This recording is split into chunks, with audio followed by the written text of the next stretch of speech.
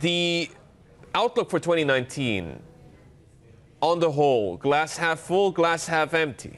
I think half full, but regionally, but with plenty of global challenges. I just got back from the Munich Security Conference, where the contrast in terms of the views and positions of the global powers on what happens in the world next was jarring. It was truly jarring.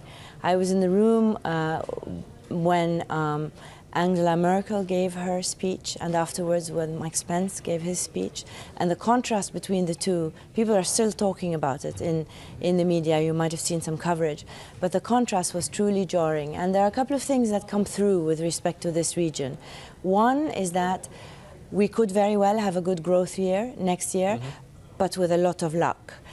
Two is that the traditional protectors of this part of the world are in such conflict and so diametrically opposed to each other in terms of their views as to what happens next in the world. And here I'm speaking about the United States and Europe, but also rising China and also Russia, that it is truly worrisome what happens next. I mean, how is this going to trickle through to growth? Is this going to trickle through to growth in terms of the oil prices or in terms of the risk premia that they might have to pay in a lot of these asset classes? I mean, where is that going to get reflected? How is that going to translate? Well, the initial thing that we're talking about every day now is trade wars.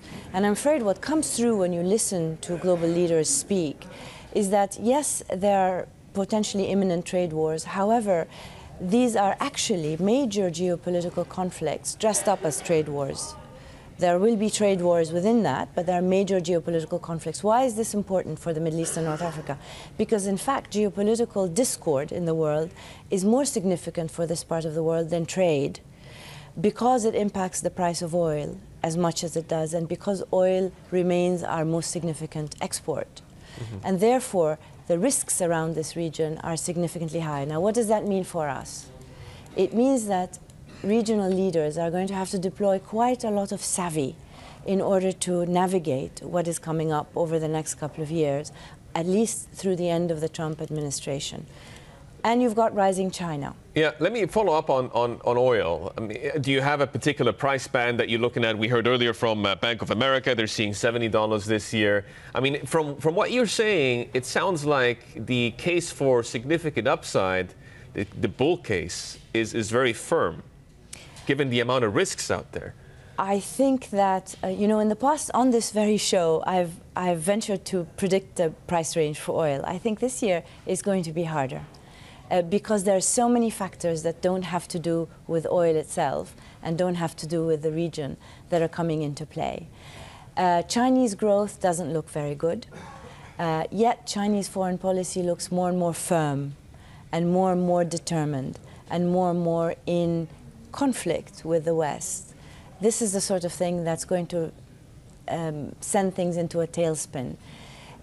In particular because for China, this part of the world has become so much more important. So China is a reliable trade partner. However, China is arriving on the scene in a way that could impact the politics of the region in a way that we haven't yet thought through the navigation of. Yeah. Allow me to follow up here. We've got a question from a viewer through the IB on the Bloomberg. Do you think the trade wars will continue even if current President Donald Trump is not re-elected? Not necessarily. I don't think anyone wants trade wars in the world today. The Chinese keep saying they don't want them. The Europeans sent a very clear signal against all of this, plus a large component of US foreign policy in the Middle East. I think that if the Trump administration doesn't win a further term, we're likely to see a subsiding of the whole rhetoric around trade wars.